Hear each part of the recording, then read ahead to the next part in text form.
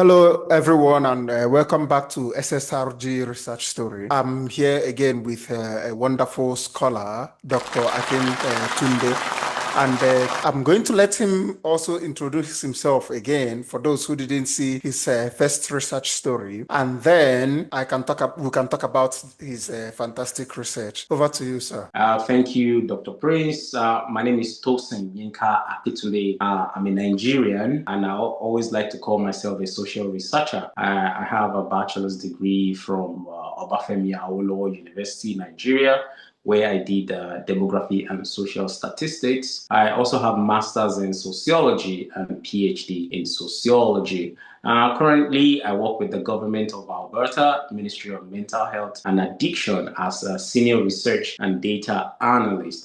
Prior to that, I was a postdoctoral fellow at the Faculty of Nursing, University of Alberta, where I worked on psychological trauma and the experience of care aides supporting those people who have a history of psychological trauma in long-term care. It's a privilege to be here today to feature in Dr. Prince podcast. So exciting to be here. Thank you. We are happy to have you here. And today we'll be talking about your fantastic study titled Sequelae of First-Time Mothers' Adverse Childhood Experiences in Child Emotional Distress through Maternal Cognitive Reprisal and Emotional Well-Being. The Child Gender Differences, published in the Journal of Child and Adolescent Social Work Journal. So,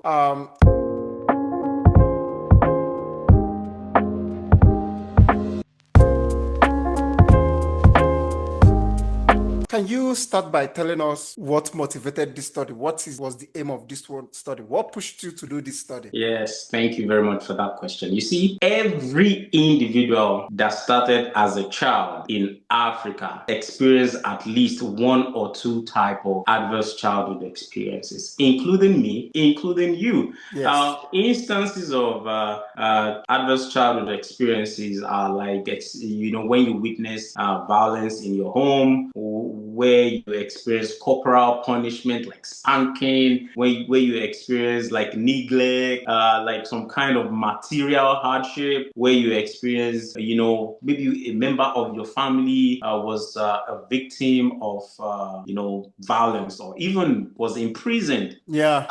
Again, another instances of adverse childhood experiences is that if you lose a parent, you lose a family member, those issues put people in disadvantage. And we know today that anyone who experiences those things, they are likely going to have a lifelong problem of adjustment, poor mental well-being, poor health, and all of that. So knowing this, it means that we need to start to look at people who are the most vulnerable. Yeah. And what we did in that study is to look at those who are becoming mothers for the first time. They do not have first-time mothers.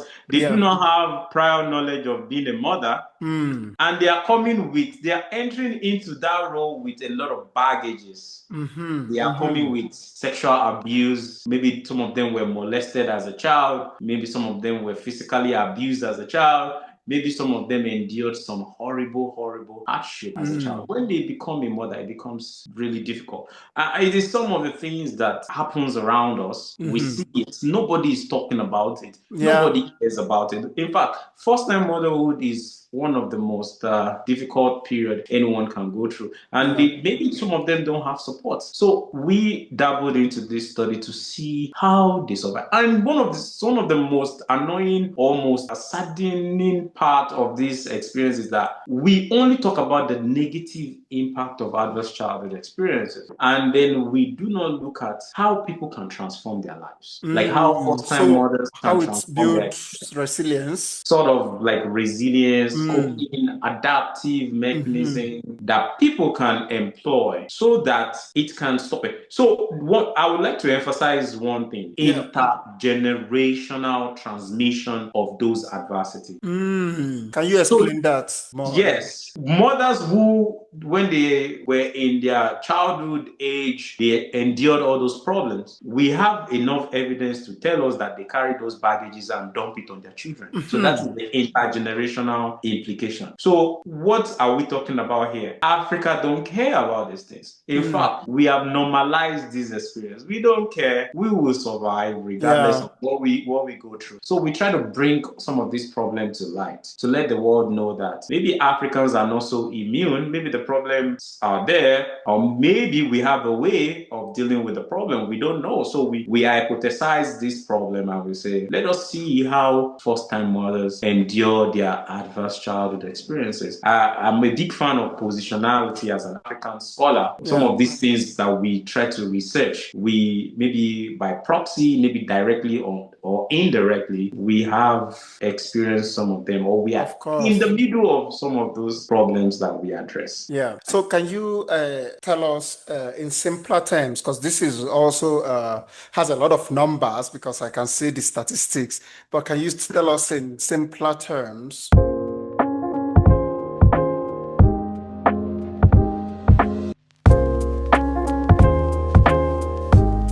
What are the major findings of the study? The findings are so multi-level. It's a structural equation modeling that we adopted, which means that we have a lot of outputs that function together to generate our understanding of the problem. First, it is interesting that in other regions and countries and different social contexts, they have established that mothers who experience all those abuse as a child, who experience physical abuse, emotional abuse, neglect, when they observe their children, they see that they have poor emotional well-being. But what we discover now is that within that community, Southwest Nigeria, where we conducted that study among first-time mothers, this is not true. It does not hold true. So why is that? Why this disparity? Because the study does not the study because the statistics only show us the direct association that this direct link between mother to child is not true statistically. But theoretically, we try to say that somehow these mothers don't dump their problem on the children. Interesting. Because culture makes us to believe that. That's why I say culture normalization. We have normalized those experiences. And we say, if my parents raised me and they slapped me and they kicked me when they were trying to teach me some moral values, I can also do that to my child. And my child will not see it as a problem and not hold it against me. So we have normalized all those, issues. And because we don't see those abuse as a big deal, we don't even tell the stories. Like, we don't tell the children to, transfer the trauma, because we don't consider it traumatic. We do not consider it as traumatic, as you said. So we normalize it, and we have some studies done in the US among African American, or for example, Nigerian community in America, saying that yes, they see these as normal, but then we know that it is adverse childhood experiences, but they have to deal with it. They have to accept it as it is, as a way of instilling discipline in children, a way of guiding children in the right path. All right, to cut to the chase, what we now found, besides the direct influence of mother to child that was not significant, was that those mothers who have such problem of adverse childhood experience, that went through problems as a child, when they become first-time mothers, they have problem with their how they deal with life issues. For example, we use cognitive reappraisal. They use their mental strength and resources to think deeply. Is this thing okay? Can I go through these challenges without having major problem dealing with it? So when we talk about cognitive reappraisal, how do they process it in their head? Things they have been through in the past. Are they able to deal with the trauma mentally and say, I can adjust to this problem. I can become better. I can look at life more positively. So those ACEs are so problematic. Those childhood experiences and encounter, they are so problematic that that they destroy the abilities of those first-time mothers to think deeply about their lives and how they want to navigate their current situation. Interesting. We also find that those childhood problems, when those mothers become first-time mothers, their mental well-being drops to the barest minimum. It continues to reduce as a result of those childhood experiences. Wow. So what is the way forward? What are you recommending for So this? what the good news in that study is that when mothers try as much as possible, regardless of those problems they are to endure as a child, when they bring their mental strength into focus and they think deeply and they say, mentally, I can deal with these challenges, and they transform it to better their mental well-being, because mental well-being is the state of emotion. Is it positive? Is it negative? If they are able to bring those two together, they cannot do just thinking alone and not try to better their. You have to approach life with positivity. Yeah. Show happiness. Let everybody know that your emotional state is positive, and that is because you are processing it cognitively. You are able to, redirect your thoughts. Don't focus on what your mom or your dad or your neighborhood did to you as a child. You are focusing on your role with positivity, then it transforms to better mental health. When both come together, children observe their mothers. Not mothers that are frowning faces, trying to show that life is hard. Children pick some of these things here and there. Yeah. But when they see their mom as bubbling, not thinking about what life dealt them as a child, children pick the signals. So what our findings and our studies show is that they are able to pick those signals and show better emotional well-being. So we see that their emotional distress reduce significantly.